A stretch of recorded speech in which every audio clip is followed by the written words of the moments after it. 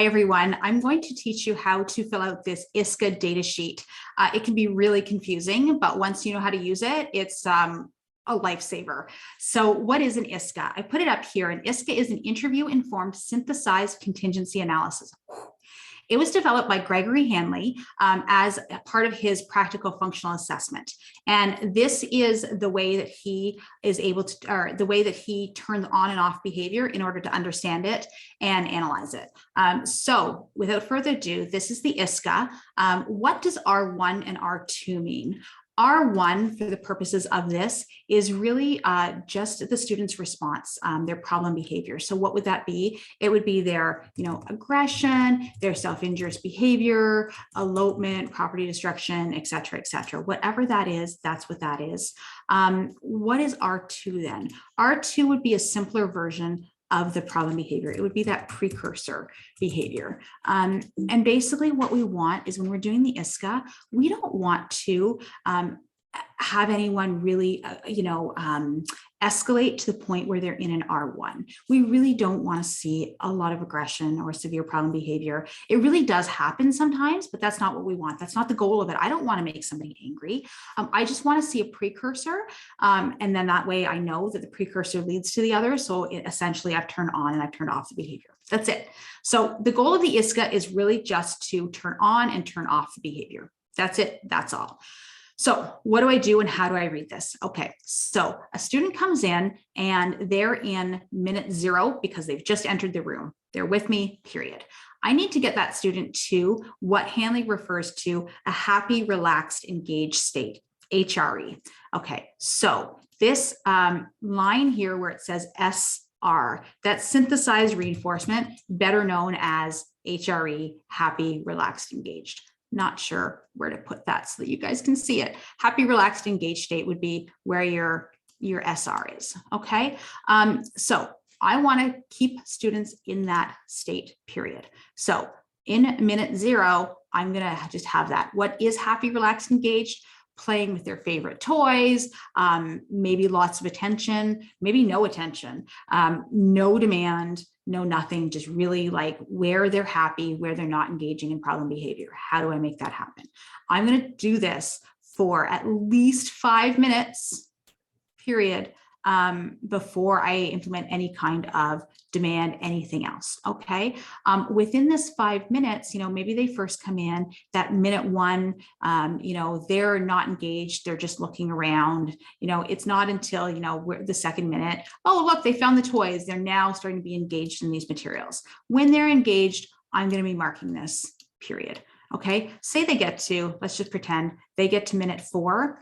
And they're not engaged anymore. They're happy, but they don't like those toys. I need to represent them with other toys. So they're not engaged during minute 4. Okay, fine. Then they're engaged again here, keep going with this. They're still in this SR, synthesized reinforcement state. Okay. Didn't like that thing I gave them. They're not engaged. Oh, now they're engaged again. Oh, great. Now I've got engagement. Amazing. Okay. I'm going to get engagement for at least 5 minutes. Here we go all the way across here. I'm going to get engagement without any negative behavior for at least 5 minutes before I implement any type of demand, anything else. So honestly, this is all I'm doing is filling out this data sheet. Pretty messy, but that's okay. I know that the student's engaged. They're engaged for at least 5 minutes. They're super happy. They're relaxed. They're engaged, period. Okay, got that down. Whew, finally, minute 18. It may not take minute 18. It might actually just take up till minute 5. No problem. However, for the purposes of this, let's pretend it's minute 18. The student is, happy, relaxed, engaged. Okay, got it. They're engaged here. Now what I'm going to do is I'm going to implement the EO. What does that mean? I am going to put on established operation, trying to get that trigger. So, in minute 19, it just has to be partial interval. In minute 19, I am going to put on a demand. I'm going to say, time to work, time to clean up your toys. Let's do this. Let's do that. All I'm looking for is the student engaging in some kind of precursor behavior. Well, you know what? The student engages in full-on aggression, wasn't precursor behavior at all. That's all I'm going to do. I'm going to mark it the student engaged in R1. Okay. as soon as they engage in that behavior, like immediately, I bring them right back to happy, relaxed, engaged.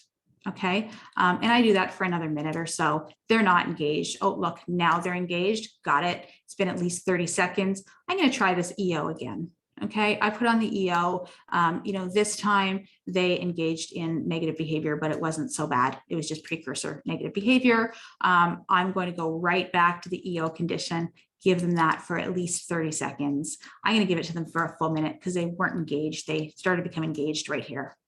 Okay. And then I'm going to, implement this again. Oh, you know what? They didn't do anything that time. They were fine. They hung out with me. It wasn't until here that they engaged in some type of negative behavior. But again, it was just precursor negative behavior. So that's all I'm going to do there. And then I'm going to go right back to my happy, engaged, relaxed. Oh, you know what? They were engaged right off the get-go. I presented a demand again, and they engaged in some kind of precursor behavior. And then I brought them, as soon as they engaged in that precursor behavior, I said, oh, yeah, no problem. You can have happy, relaxed, engaged state again. They did that. I did it for about a minute this time. They were engaged, amazing, no problem behavior. One more time, I said, hey, look at this. Time to do work, time to clean up, whatever it was, engaged in some kind of negative behavior, just the precursor negative behavior. And I brought them right back to the happy, relaxed, engaged state, period. Okay, that's how you fill out that data sheet. Now, Hanley says, once you've been able to successfully turn on and turn off the behavior 3 to 5 times, that's it. That's all. Your functional analysis is done. Period. You can go on to your skill-based treatment. Okay, this may take longer than this like really simple example, but for the purposes of time, this is what we've done. And this is how you take data in that time slot.